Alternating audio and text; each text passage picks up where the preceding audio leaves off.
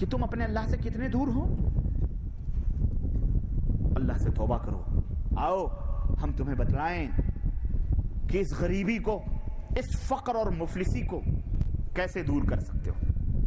اور سنو، دنیا کی غریبی کوئی غریبی نہیں، دنیا کی مفلسی کوئی مفلسی.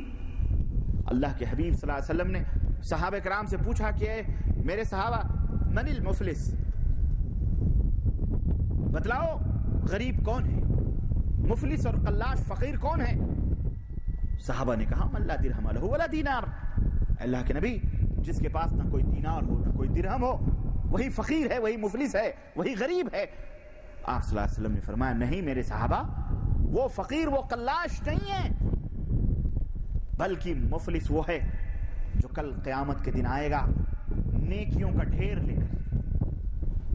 نیکیاں اتنی زیادہ ہوں گی کہ زمین اور آسمان بھر کی نیکیاں اس کے پاس ہوں گی.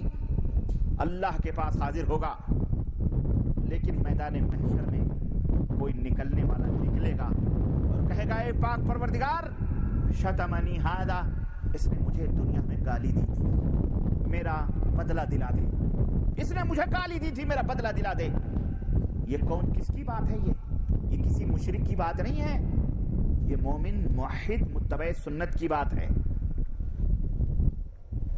مشرک کی بات ہی الگ ہے. مشرک تو خیر وہ کہاں سے نیکی پائے گا، اس کی نیکیاں تو دنیا میں ضائع و برباد ہو جائے، ہے کہ نہیں؟ اس کا خیر تصور ہی نہیں. جو شرک کرتے ہیں ان کا تو خیر کوئی تصور ہی نہیں، وہ دنیا میں ان کے معاملات صاف ہیں. وہ جنت حرام ہے ان کو، وہ جنت ہی کے اندر جائیں. جہنم حرام ہے، جنت حرام ہے ان کے اوپر، وہ جہنم ہی میں جائیں. ان کی بات چھوڑو. یہ وہ لوگ جو اللہ کے ساتھ شرک نہیں کرتے، موحد ہیں، متبع سنت ہیں، لیکن نیکیاں ان کے پاس ہیں. اللہ کے حبیب صلی اللہ علیہ وسلم فرماتے ہیں کہ ایک میدان سر محشر اٹھے گا اور کہے گا پاک پروردگار یہ وہ شخص ہے جس نے مجھے دنیا میں گالی دی تھی. آپ صلی اللہ علیہ وسلم فرمائیں گے، اللہ فرماتے ہیں کہ اللہ فرمائے گا اس کا تو بدلہ دے. وہ کہے گا اے اللہ میرے پاس کیا بدلہ ہے، میں کیا اس کو بدلہ دوں، تو نے گالی دی. اللہ رب العزت اس کی نیکیاں اٹھائے گا، نیکیاں نکال کر اسی کے بدلے میں اس دعویٰ کرنے والے کو نیکیاں مل جائیں گی اور اس کے گناہ اٹھا کر اس حاجی صاحب کے سر پہ ڈالنا ہے. دوسرا آئے گا اے پاک پروردگار اس نے میری زمین غصب کی تھی، اللہ فرمائے گا اس کا بدلہ دے. اللہ کیا دوں؟ اللہ کہے گا تیرے پاس ہے، اس کی نیکیاں نکال کر اس کو دے دے گا اور اس کے گناہ اس کے سر پہ ڈال دے گا. تیسرا آئے گا اے اللہ کے رسول اے اللہ میرا بدلہ اس سے دلا دے. اے اللہ اس نے مجھے تماچے مارے تھے، ظالم تھا، یہ مجھے مارا تھا. اللہ فرمائے گا اس کا بدلہ دے. کہے گا کیا دوں؟ اللہ فرمائے گا دے. نیکیاں نکال کر اس مظلوم کو دے دے گا اور اس کی برائیاں اللہ رب العزت اس کے کندھے پہ ڈال دے گا، سر پہ ڈال دے گا. کرتے کرتے اللہ کے حبیب فرماتے ہیں کہ اس کی ساری نیکیاں میدان محشر میں یوں ہی تقسیم ہو جائیں گی اور لوگوں کے گناہ وہ اپنے گٹھری میں باندھے گا اور اسی کے نیچے اس کو منہ کے بل گھسیٹ کے جہنم میں ڈال دے گا. ھذا ھو المفلس. اللہ کے حبیب فرماتے ہیں یہ غریب ہے. یہ کون ہے غریب؟ یہ. تو لوگوں دنیا کے اندر جیسے بھی زندگی گزارنی ہے گزار لو، گزر جائے گی یہ دنیا کی زندگی. 20 سال 40 سال 60 سال 100 سال گزر جائے گی. صبر، قناعت، اللہ کو، لیکن اللہ کو راضی اور خوش کر کے یہ زندگی گزارو. اللہ کو بھی تم ناراض کر لو، دنیا کے اندر بھی ذلت اٹھا لو تو نہ خدا ہی ملا نہ مثال صنم، نہ ادھر کے رہے نہ ادھر کے. فائدہ کیا؟ غریبی ٹھیک ہے، ایک قسم کا کی گرفت بھی ہے لیکن ایک قسم کی آزمائش بھی. غریبی ایک قسم کی لعنت بھی ہے اور ایک قسم کا امتحان بھی. دونوں میں فرق کرو، دونوں کو سمجھنے کی کوشش کرو. تو میرے عزیزو، آئیے میں آپ کو بتلاؤں کہ کس طرح سے غریبی کو ختم کیا جا سکتا ہے. باتیں میں غیروں کی غریبی کے مٹانے کا جو علاج ہے، جو غیر مسلم ہیں، جو اسلام سے دور ہیں، ان سے میں کیا خطاب کروں؟ ان سے تو میں یہی کہوں گا کہ تم یہ جو اپنے ہاتھوں سے قانون بنائے ہوئے ہو، ان قانون کو ختم کر کے اسلام کے قانون کو نافذ کرو. انشاءاللہ حتی الامکان غریبی کے اوپر کنٹرول ہو جائے گا اور غریبی دنیا سے ختم ہوگی انشاءاللہ تبارک تعالی. لیکن میں اپنوں سے، مسلمانوں سے میں یہ اپیل کروں گا کہ لوگوں یہ علاج سنو غریبی کا علاج کیا ہے جو اسلام نے بتلایا ہے. سب سے بڑا علاج غریبی کا جو اسلام نے جسے فرض قرار دیا ہے اس علاج کے کرنے کا، وہ ہے اللہ کی راہ میں مالداروں کے اوپر زکوٰۃ کا فرض ہونا. اور یہ زکوٰۃ کسی دھرم اور کسی مذہب میں موجود نہیں، یہ کسی بھی دھرم اور کسی مذہب میں اس کا وجود نہیں ہے. اگر ہے تو وہ صرف اسلام ہے. یؤخذ من اغنیائہم وترد علی فقرائہم، مالداروں سے یہ زکوٰۃ لی جائے گی اور فقیروں کے اوپر تقسیم کر دی جائے گی. اللہ نے کیوں زکوٰۃ کو فرض کیا ہے؟ اس کے اسباب، اس کے وجوہات کیا ہیں کہ زکوٰۃ مالک نصاب کے اوپر کیوں فرض ہے؟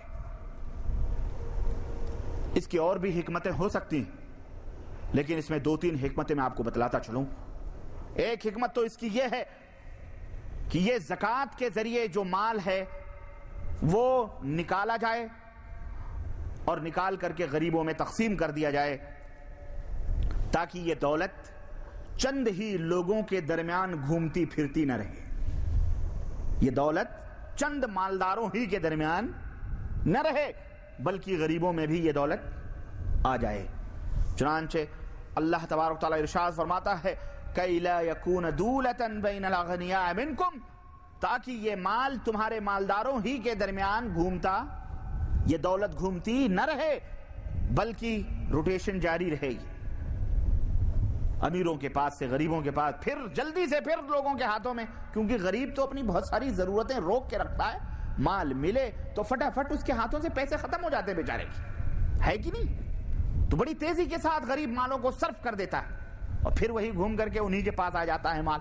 اب پھر وہ مالدار ہو گئے، زکوٰۃ دیتے رہو غریبوں میں، غریبوں کی ضرورتیں پوری ہوتی رہتی ہیں تاکہ سرمایہ داروں کے ہاتھوں ہی کے اندر مال گھومتا نہ رہے. اور نمبر 2 اس کا ایک سبب یہ بھی ہے کہ اگر سرمایہ چند مخصوص لوگوں کے درمیان یہ مال گھومتا رہے گا تو پھر معاشرے کے اندر 2 عظیم طبقے پیدا ہوں گے، اور وہ یہ ہوگا ایک بہت بڑا امیر بنے گا اور ایک بہت زیادہ غریب ہو جائے گا. اس لیے اسلام نے اس کو حرام قرار دیا ہے اور اسلام نے اس زکوٰۃ کو نکالنے کو فرض قرار دیا ہے کہ مال کو جمع کر کے مت رکھو بلکہ اس کے اندر زکوٰۃ نکال کر اس طبقاتی کشمکش کو ختم کرنے کی کوشش کی جائے. اسی لیے اللہ وحدہ لا شریک نے اس اقتصادی بحران کو ختم کرنے کے لیے اور غربت کی اس برائی کو مٹانے کے لیے اللہ تبارک تعالیٰ نے ارشاد فرمائے وَأَنفِقُوا فِي سَبِيلِ اللَّهِ وَلَا تُلْقُوا بِأَيْدِيكُمْ إِلَى التَّهْلُكَةِ، اے لوگو اللہ کی راہ میں اللہ کے مال اور دولت کو خرچ کیا کرو اور اپنے ہاتھوں کو ہلاکت و تباہی کی طرف نہ ڈالو. مال و دولت اگر تم اللہ کی راہ میں خرچ نہیں کرو گے تو ممکن ہے ہلاک و تباہ ہو جاؤ، برباد ہو جاؤ. اس لیے اللہ کی راہ میں اس کو خرچ کیا کرو. اور زکوٰۃ کا تیسرا سب سے بڑا فائدہ یہ ہے جو اسلام نے فرض قرار دیا ہے، وہ یہ ہے کہ مال کے حرص اور حوث اور لالچ سے آدمی زر پرست ہو جاتا ہے، زر غلام ہو جاتا ہے. چنانچہ آپ دیکھیں ہمارے ملکوں میں جو ہندو ہیں، مارواڑی ہیں، وہ لکشمی کی پوجا کرتے ہیں. بتائیے لکشمی کس کو کہتے ہیں؟ لکشمی دولت کو کہتے ہیں. لکشمی کس کو کہتے ہیں؟ دولت کو کہتے ہیں. یہ دولت کو انہوں نے ایک اپنی خیالی شکل بنائی، یہ خیالی شکل بنائی اور خیالی صورت بنا کر انہوں نے اب